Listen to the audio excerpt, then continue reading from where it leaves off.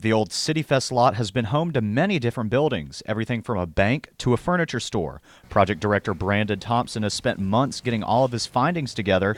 He says they found a wealth of artifacts. It goes all the way back to the very beginnings of Tuscaloosa, before Tuscaloosa was even called Tuscaloosa. We've got people on the site who were starting to live there in 1816, 1817, and that's just the earliest documented people. Sometimes people were living there before that, and it's a treasure, and we are much better for being able to do this dig. Thompson and his crew are now cleaning and cataloging things like buttons, pots, and even pieces of Spanish silver.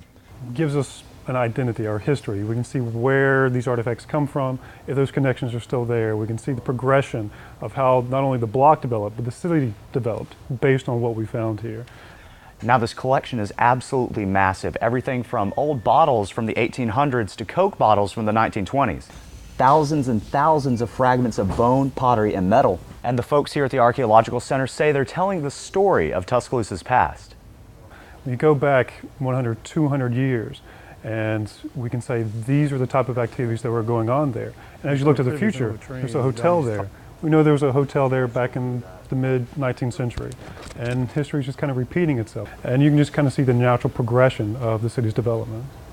In Moundville, Tommy Townsend, WVUA News.